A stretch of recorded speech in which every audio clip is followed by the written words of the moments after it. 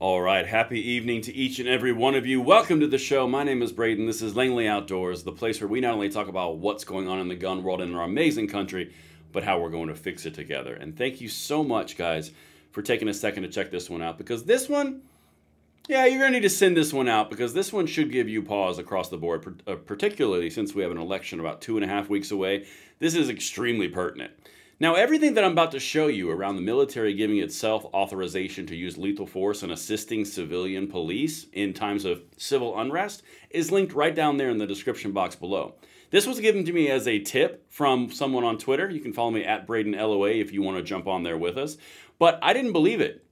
I just found all the documents. I'm about to walk you through the entire thing. So as we get into that, make sure, guys, that you're filtering in. You hit that like button, subscribe to the channel, turn the notification bell on if you love that freedom from coast to coast to border, and thank you for that consideration. And while you're doing things for me, check out these shirts, the limited time designs. You've got navy, charcoal, red, and you have the kind of khaki meets OD green.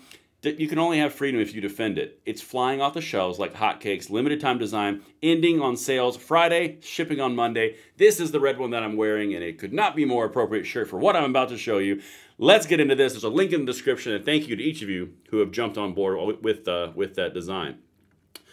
All right, guys, so I'm going to walk through this like a normal video. I'll jump into the comments here in a second, but I want to lay this out for you, because I had a healthy dose of skepticism on this when it was given to me as a tip, but I looked into it. This is from Zero Hedge.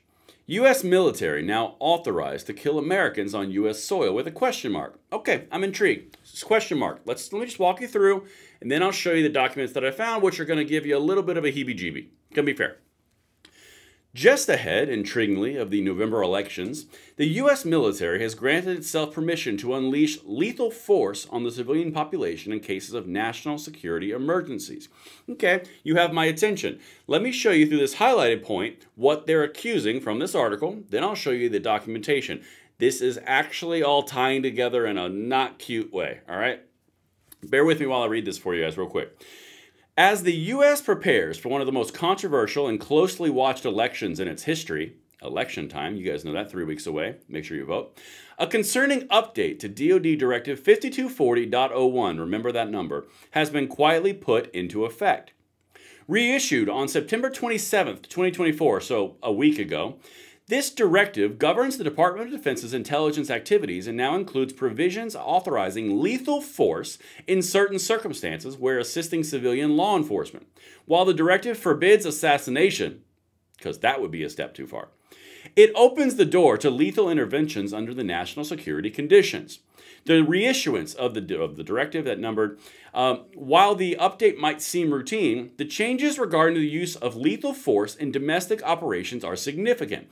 This is the part that I had to check out for myself because I almost didn't believe it. In 2016 version, the directive primarily focused on intelligence collecting and ensuring civil liberties protections for U.S. persons. I like civil liberties. It emphasizes strict oversight and the need for authorization before collecting U.S. person information. So like, warrants and stuff. However, the 2024 version expands the military's role, particularly in assisting civil law enforcement, and authorizes lethal force under specific conditions, raising questions about its use during potential civil unrest surrounding the election. Okay, so what the Zero Hedge article here is referencing and accusing is that there's been language changes from the 2016 to the 2024 directive for the Department of Defense saying that now they can assist civilian police and they are authorized to use lethal force, and that's the change. Well, we're going to jump over to the 2016 directive because it's all public record, and I want to make sure I show you guys this thoroughly. Again, everything's linked. I always bring receipts.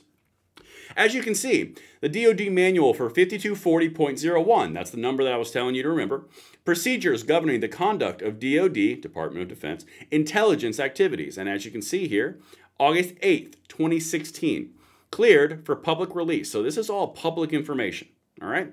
Now, a funny thing happens when I Command F this, okay? Watch this. Lethal force. There's nothing found, as you can see in the top of my browser. When I go over to 2024's version, DoD Directive 5240.01, same number. DoD intelligence and intelligence-related activities and defense intelligence component assistance to law enforcement agencies and other civil authorities. Again, September 27, 2024, cleared for public release. This is all public data. But when I go up here to this lethal force thing, the exact same thing I just did for you in 2016, look at that. One match.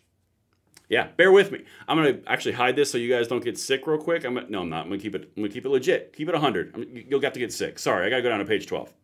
I was going to hide it, but that would make questions about the credibility of this. So as you can see, under 3.3 levels of authority, it's Secretary of Defense approval requirements. Okay, well that's an executive appointed position. Okay, let's get into this a little quick. We got 1, 2, and then we got A through C. The Secretary of Defense may approve any type of requested permissible assistance described in paragraph 3.2.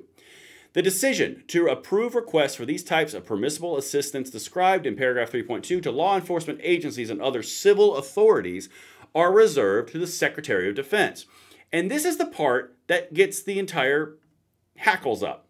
Part C right here. I'm just going to highlight it really quickly for our review. Assistance in responding with assets with potential for lethality or any situation in which it is reasonably foreseeable that the providing the requested assistance may involve the use of force that is likely to result in lethal force, including death or serious bodily injury. Here we go, right here, listen to this part.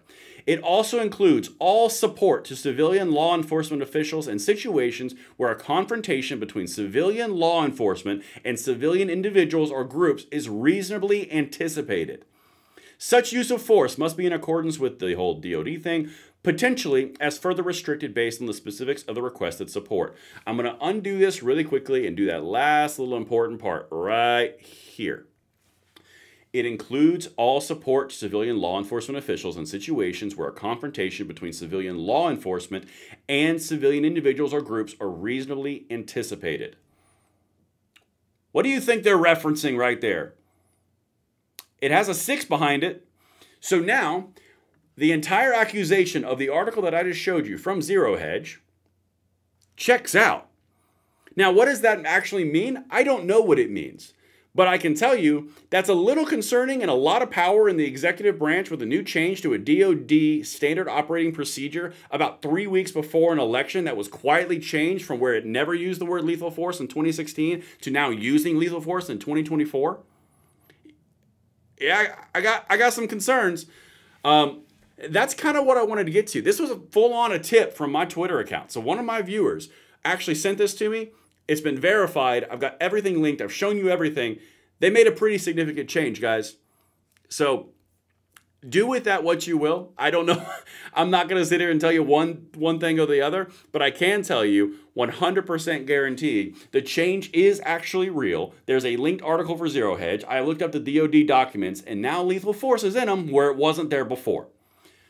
Please send this to everyone you know because it just might be someone you know is important enough to make a change because that needs to not be in there. Just me? I don't know. That's what I've got for you guys. Let me know what you think in the comments below if I landed this plane, and I will see you on the next one. I'm Braden. See you later.